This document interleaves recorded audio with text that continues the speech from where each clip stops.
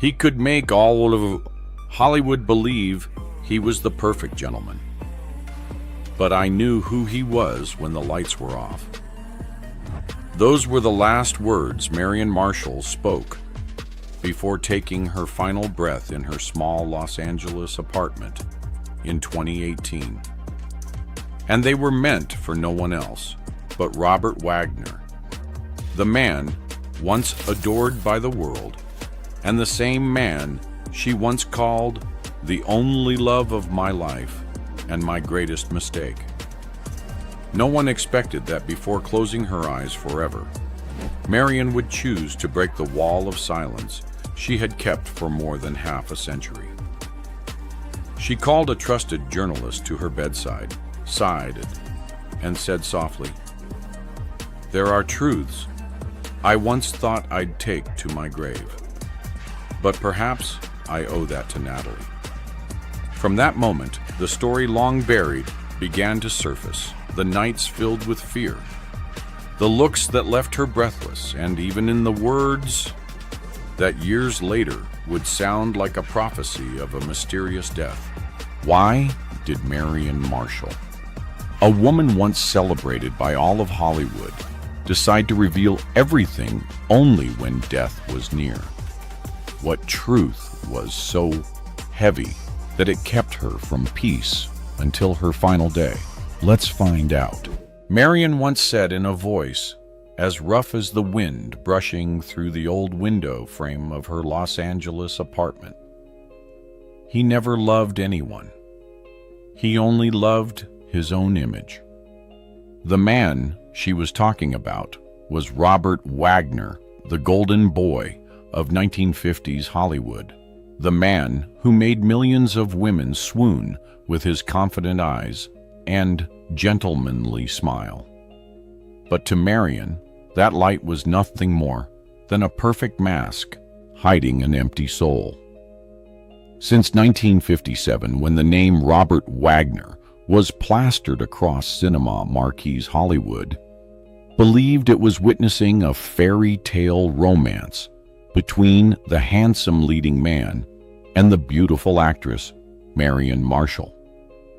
Yet behind the radiant smiles on the cover of Life magazine was a marriage staged like a movie scene, directed by ambition, starring Wagner, with Marion playing the supporting role in her own life. Hollywood in 1957 was drenched in flashbulbs and gossip columns praising the dream wedding of Robert Wagner and Marion Marshall.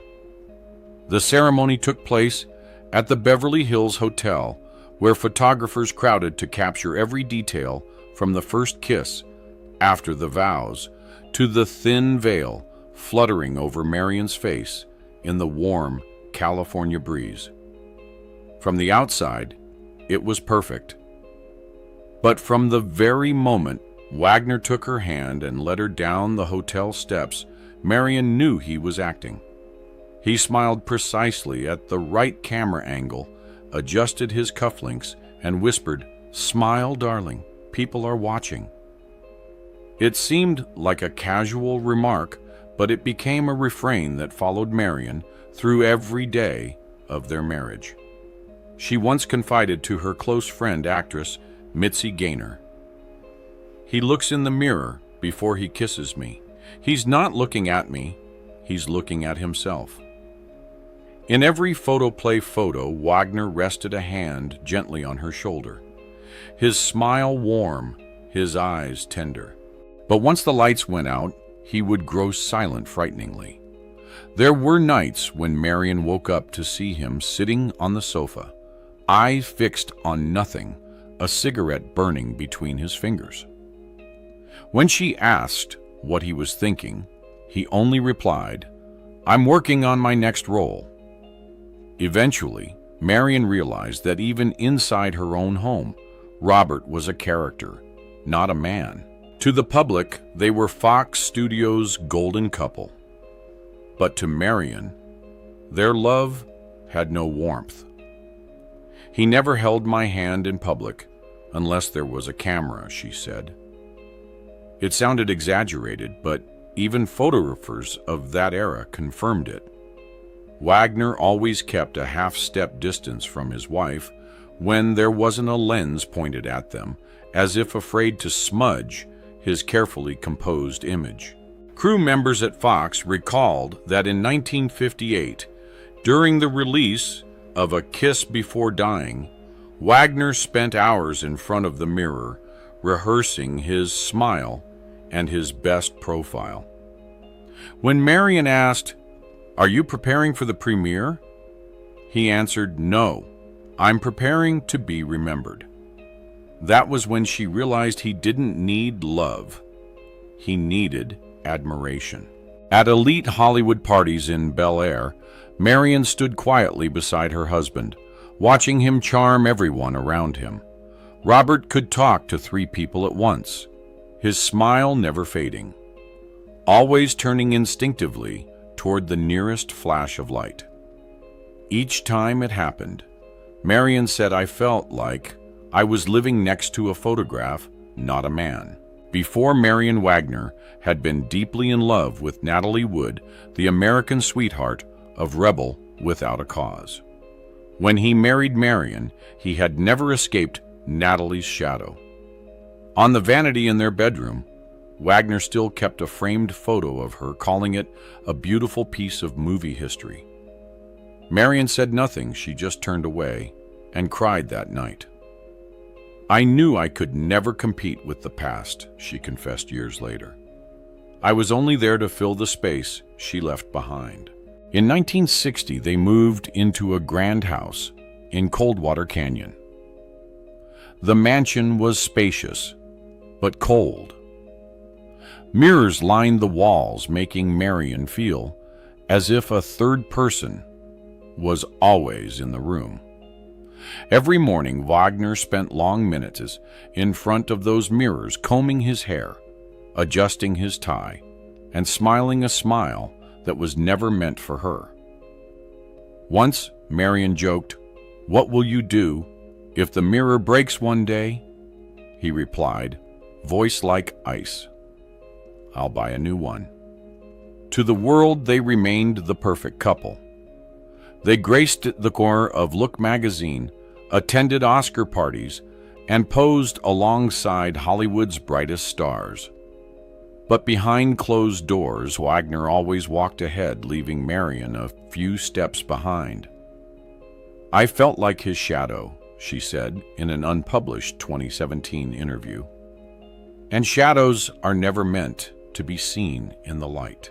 Over time, Marion realized she was living with a man who loved fame more than anyone, even more than himself. Their marriage was not a relationship between 2 people. It was a 3-way affair between Wagner's image, and the woman forced to stand aside and watch. In 1962, their marriage ended. The newspapers wrote simply, "Marion Marshall and Robert Wagner part ways amicably." But those close to her remembered what Marion said when she signed the divorce papers. "At last, I can walk out of his movie." After that, she disappeared from Hollywood, living quietly with her daughter. Wagner, on the other hand, returned brighter than ever, polished, composed and smiling, with the same controlling eyes that never seemed to change. More than a decade later, when Natalie Wood's name once again appeared beside his, Marion simply said, "She'll find out too." And that was only the surface of the man.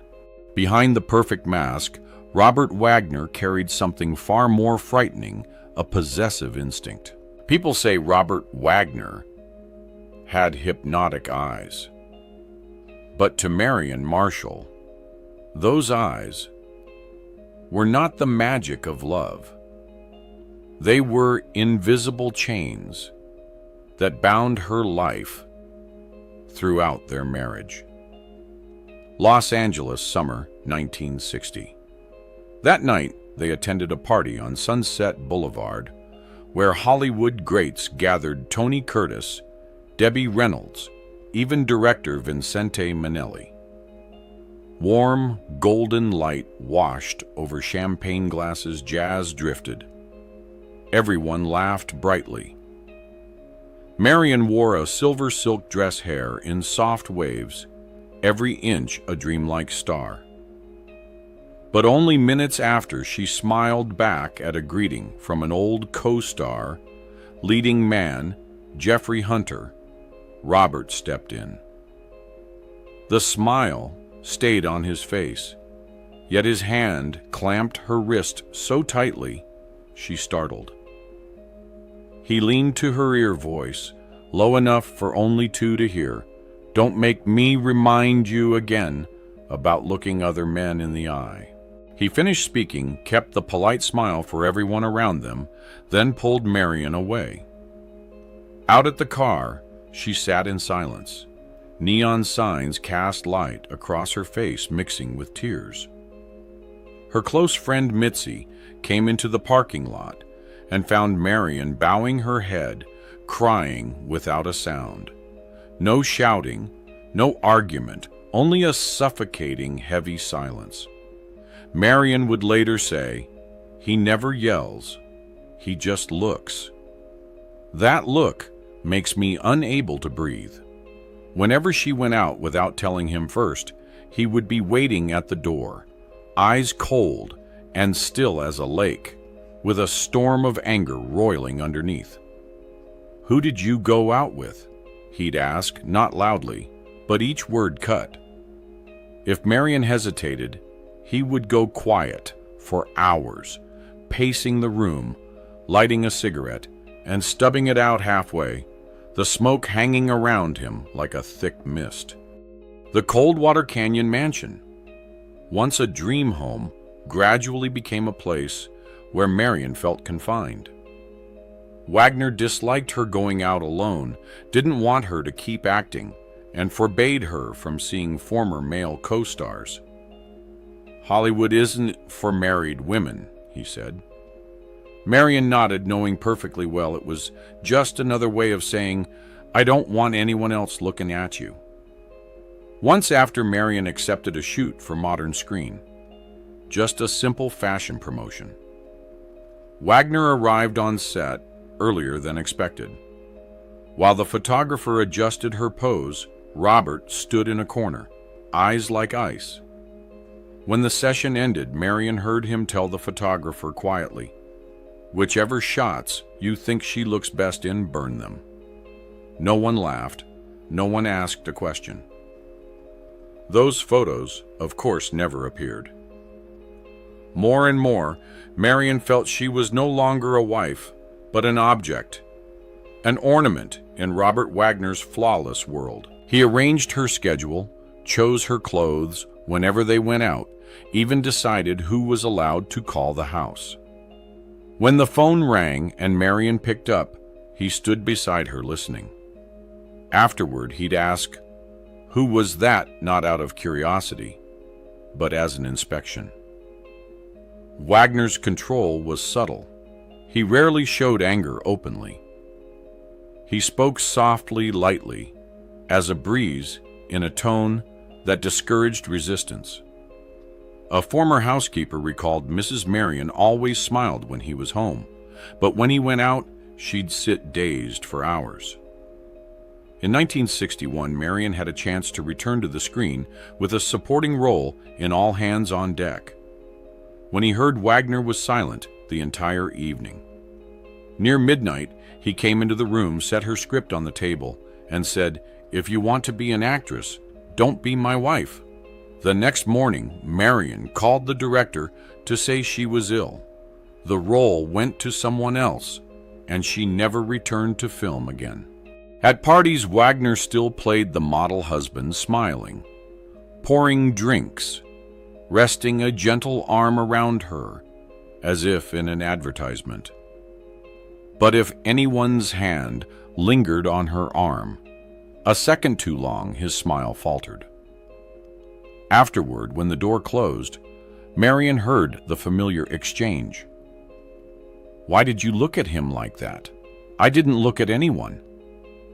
I saw it. Don't try to fool me. It happened so often that Marion learned not to look at anyone, even when someone spoke to her directly. I gradually forgot what freedom felt like, she said. He didn't need a lock. His eyes were prison enough. The breaking point came in autumn 1962, when Marion wanted to visit her mother in New York. Wagner agreed at first, but right before the trip, he handed her a same-day, round-trip ticket. Go have lunch with your mother, then come back. I can't sleep here without you. It sounded romantic. Marion knew it was. As time went on, Wagner became obsessed with the idea that everyone was trying to take Marion from him. One evening, when she received a letter from a high school friend, he read it and tore it to pieces in front of her, saying, "Only I don't like other people remembering you." Marion lowered her head, hands trembling. Once, a friend of theirs, actor George Nader, joked, "Robert, you guard your wife like a treasure." Wagner smiled and replied in a whisper, light as mist, yet chilling. A treasure has to be held tight or someone will take it. That kind of love, part possession, part obsession, eroded Marion's sense of self. Each morning she woke in a grand house that felt like a glass cage. Everything glittered, everything was perfect, and everything suffocated. In 1962, when she decided to divorce, Marion told a friend, "I'm not leaving because I stopped loving him. I'm leaving because if I stay, I'll disappear." And that's exactly what happened.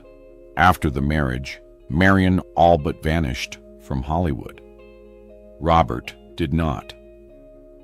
He returned more dazzling than ever, polished, confident smile intact, and with it, the controlling gaze that never changed. More than a decade later, when Natalie Wood's name reappeared beside his, Marion said only one short line: "She'll find out too." She did, but it was too late. Behind the polished manners, Robert Wagner carried another instinct, a double face, where a smile and a lie are separated by a single breath. On television, Robert Wagner always appeared calm, refined, perfectly smiling, the very model of a Hollywood gentleman, confident in bearing precise in speech, never showing true feeling. But, as Marion Marshall recounted, the man behind the closed door was entirely different. When the door shuts, he goes silent, so thick a silence I feel like someone else is in the room, she said. That silence was not peace. It belonged to someone hiding something, a darkness he didn't want seen. The 1960s were the golden age of image in Hollywood. The stars who mastered their image survived. Robert Wagner knew that better than anyone. He performed not only for cameras, but in ordinary life. At dinner, he bowed to staff, thanked them, and shook hands with acquaintances. Moments after the car door closed, his face shifted cold in a flash. Marion remembered leaving a Beverly Hills party in front of the press. He draped an affectionate arm around her. Minutes later, as the car turned down a quiet street, he withdrew his hand and murmured, "Next time, don't smile so much. People will think you're faking happiness." Marion fell silent. In that moment, she realized he wasn't afraid of pretense. He was afraid of people seeing her truly happy. Because happiness wasn't in the script he'd already written. Those who had worked with Wagner said he could change expressions in an instant, tender one second, terrifying the next. On set, he was praised for being natural. But to Marion, it was no longer acting. It was who he really was. She once said he knows exactly when to smile, when to go quiet, when to take my hand, to reassure the audience. Everything is calculated. One morning in 1961, Marion happened to open the drawer of Robert's desk to look for a receipt. Amid the papers, she found a cream-colored envelope in neat handwriting, its corners worn. The letter was unsent, signed R.J., and written to Natalie Wood. The first line read, "I've tried to forget you, but I only feel emptier." Marion didn't read any further. She folded the letter, put it back where it was, and left the room, walking slowly so her tears wouldn't fall. After that day, she never asked Robert about Natalie again, because she knew the answer would just be another performance. From then on, Marion began to realize that the man she lived with didn't truly exist. He was a composite of roles, sometimes the perfect husband, sometimes the charming gentleman, and when the lights went out, a solitary figure afraid of his own shadow. One night, Marion woke at 3 a.m. and saw Robert standing before the bedroom mirror, dim light cast across his face. He stared at himself for a long time without a word. Marion asked softly, "Can't you sleep?" He answered in an even voice, "I just want to be sure I'm still the man people expect." That answer sent a chill down her spine. In Robert Wagner's world, the truth didn't matter. What mattered was that people believed the lie. In the years that followed, Wagner continued to thrive. He became a familiar face on American television, appeared on talk shows, and presented the image of a kind, gentle man. Whenever someone mentioned Marion, he would smile politely. "She's a wonderful woman. But we weren't right for each other." No bitterness, no blame, just the tone of someone who had learned to turn every wound into a line of dialogue. Yet everyone who visited their home spoke of a peculiar atmosphere. A production assistant said everything in that house was gleaming and orderly, but there was no laughter. Even the light seemed controlled. Marion lived in a beautiful world, stripped bare of feeling, where every embrace was staged and every glance had a purpose. Once, in a later interview, Marion recalled, "He always said, 'I'm very honest,' but the person who keeps insisting he's honest is usually the best liar." When Robert reunited with Natalie Wood in the early 1970s, Marion wasn't surprised.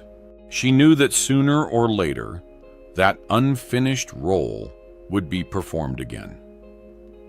"He never ends a story until it has an ending that makes the audience cry," she said. But that reunion began a true tragedy, one without a script, without lights, and without any line that could explain it. Robert Wagner stepped before the public as if he had never carried a crack inside. Yet those who passed through his life, Mary and Natalie, even close friends, said he had two faces, one for the world and one for the darkness within. Marion ended her account with a haunting line. "He's not just good at playing the gentleman. He believes he truly is the gentleman, and that's the most frightening thing." Amid applause, interviews, and smiles practiced to perfection, Robert Wagner continued the longest role of his life, the decent man everyone wants to believe in. But when the stage lights go out, only silence remains, the same silence Marion Marshall heard throughout her youth. That silence seemed to follow him even later, when one night on a yacht, the waves off Catalina rose and carried away the last woman who still believed in Robert Wagner's smile. On a night in late November 1981, the waters off Catalina were cold and dark as black velvet. News that Natalie Wood had died on a yacht spread faster than any wave. In Los Angeles, Marion Marshall listened to the radio in her small apartment, arms wrapped tightly around herself as if to keep her body from shaking. She spoke just 3 words, soft as air, heavy as stone. I knew it. People thought it was a line spoken. In truth, it was the final sentence of a premonition that had lasted for years about a man who lived between love and possession, between a polished public smile and a glacial silence behind closed doors, a man she had once called her husband, Robert Wagner. What happened that night, according to the press, and official investigations unfolded off Santa Catalina Island. The splendor, its wooden cabin, gleaming mast lights, washing the water like brushstrokes, carried 4 people: Natalie Wood, Robert Wagner actor Christopher Walken, and Captain Dennis DeVerne. On paper, it was a weekend getaway. In later accounts, it became a tense weekend. From the tiny bar in the cabin, glasses filled and emptied, even career stories intertwined. And beneath the laughter, there was always a compressed silence, like the one Marion had described, so thick it felt as if someone else was in the room. Whatever occurred from after midnight until dawn remains a script with no certain line. The initial report called it an accident. Natalie, by many accounts, unable to swim, left. The boat fell into the water and was found deceased. In newspapers, the phrase accidental drowning repeated like a refrain. But in the years that followed, when statements were revisited, new interviews surfaced and forensic files were examined more closely. The old picture began to crack. Small details like the dinghy found drifting, reports of noises, arguments, the mention of bruises. Each fragment made people ask if it was purely an accident. Why did so much not quite fit? Marion was not an investigator. She was a woman who had lived through Wagner, who knew the heat of stage lights and the chill of a closing door, who understood what it meant to orbit a man who loved control so much he turned love into a prison. Years earlier, at a party when the drink had taken hold, Marion recalled Wagner saying something oblique: "If I can't have her, then no one will." Stripped of the music and the buzz, the line sounded like a hairline scratch on the future. She never used that line to accuse him. She kept it like a thorn that ached until the end. When news of Natalie's death circled the globe, Marion sat at the window, watching car lights stream along the boulevard like falling stars. In her memory, Robert was a man who could change his story like changing a suit, sometimes mild, sometimes firm. Sometimes I don't recall. Sometimes nothing serious happened. In public, he was always courteous, careful, never provocative, just a sequence of words chosen, as deliberately as the steps of someone used to being photographed. To Marion, that was concealment made flesh. "He can make all of Hollywood believe," she said, "and that's exactly why I fear what lies beneath that smile." The official file closed then with the word accident. The public calmed. But every time Robert appeared on television, the event returned like an undertow pulling at the shore of memory. In later years, some accounts shifted, television investigations reopened the story. The Splendor's captain spoke more than before. Forensic updates entered the news, and the phrase "person of interest" surfaced in the media as authorities announced a review of the case. Society changed, investigative tools sharpened, and even the way we rid a dark night evolved. From first statements to later remarks, Robert Wagner's name stayed between light and shadow, never convicted yet, never free of suspicion. From the media's side, people spoke of the power of fame, a beloved star, a familiar television face, deep connections in Hollywood, a team of lawyers, managers, and publicists.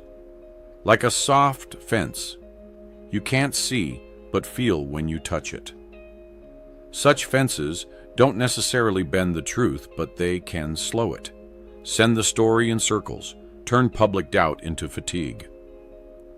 Marion understood that mechanism better than anyone. She had lived inside it. She had been placed exactly where the spotlight praised her, then nudged into the shadows when the light swung away. There was one detail Marion recorded on tape before she died. Her voice, thin as thread, but her words sharp as a blade. "He's afraid of water," and perhaps it was exactly what he feared that swallowed the woman he loved. The line was not an accusation. It was an image, a metaphor, a way of understanding fate. A man who built his entire life upon a smooth, reflective surface, a mirror that only showed appearances, was finally awakened by another surface, black and endless one, that reflected nothing but darkness. In the few interviews he gave, Robert denied every dark speculation, insisting that the loss of Natalie was a wound that would never heal. He spoke of his love for her, of family memories, of all he had tried to save. The public was divided. Some believed it was a tragic accident. Others believed there were too many coincidences. And some merely sighed, saying that truth doesn't always belong to those who demand it, but to time, the only thing patient enough to reveal each crack. What Marion saw most clearly was never in the legal findings. It was in the pattern that kept repeating: the man of the spotlight, the man of silence, the man who spoke softly but held tightly, the man who put love on an altar only to worship his own image. From the house in Coldwater Canyon to the polished wood of the Splendor, from the lights of Beverly Hills to the black waters of Catalina, the scenery changed, but the essence did not. "He's still acting," Marion whispered at the end of the tape, and the audience still believes. Not because the audience was naive, but because the performance was simply too perfect. When the authorities reopened the case years later, the press revisited old details and added new ones. They noted changes in Wagner's statements, timelines that didn't align, and discussed jealousy and possessiveness, the same traits Marion had described throughout her married life. No one could close the story with a clear verdict, yet no one could reopen it without placing Robert Wagner at the center of suspicion. Even then, Marion remained consistent. She never named a culprit. She only traced the outline of a tragedy, where love and power entwined until they strangled each other, where a man could be so skilled he believed his own act. Those who loved Natalie often brought flowers to the pier at Avalon. They stand in silence for a few minutes before turning away. The salt wind whips against their sleeves. The water shifts from deep blue to silver and back to black. On the Van Shore, the city hums talk shows, play audiences, still hunger for a clean explanation. But the sea doesn't speak in words it keeps. And in that silence, Marion's voice, faint but clear, can still be heard. The terrifying thing isn't an accident, but the part of us that accepts every accident as destiny. In the end, what Marion left behind was not an accusation, but a warning. An era that raised image into a religion. A man who used images as both shield and sword. A love stretched so thin between admiration and possession that it finally snapped. The death of Natalie Wood, though officially ruled an accident, remains the greatest mirror of all, reflecting what Marion had said all her life. Behind the perfect gentleman may lie a bottomless void. As the years pass and files are updated, Catalina's waves continue to beat against the shore. Los Angeles, summer 2018. Just months after Marion closed her eyes for the last time, a headline scrolled across television screens. The old case was being reviewed. Those who once loved Natalie paused, staring at the screen, as though at a door left slightly ajar. They still hoped for an answer. Marion no longer waited. She had already said what needed to be said. He's still acting, and the audience still believes. That line wasn't meant for the courts, nor the journalists. It was meant for those who always long to live inside a beautiful story, even when that story is written upon black water. Marion Marshall passed away quietly, with no grand memorial, no flashbulbs, no long obituaries. But the words she left behind, her trembling recordings, her fragments of memory about the man who made Hollywood believe in perfection, sent a shiver through the film world. Not because they revealed some shocking secret, but because they exposed a cold truth. Sometimes tragedy doesn't begin with a crime, but with a role believed for far too long. For decades, Robert Wagner has walked that fragile line between legend and deceit, between light and shadow, between the man he was and the character he wrote for himself. Perhaps the greatest tragedy of his life was not losing Natalie Wood, but losing himself long ago, the moment he chose to perform instead of live, to love through a role instead of a heart. And now, as Catalina's waves keep breaking upon the shore like an unending reminder, Marion's voice still echoes somewhere within that final tape. He's still acting, and the audience still believes. If you feel this story touches the hidden corners of Hollywood, where the light never shines deep enough, then hit like, subscribe, and turn on the notification bell so you won't miss the next untold secrets about those stars who seemed perfect. But behind the glamour hid stories no one ever dared to tell.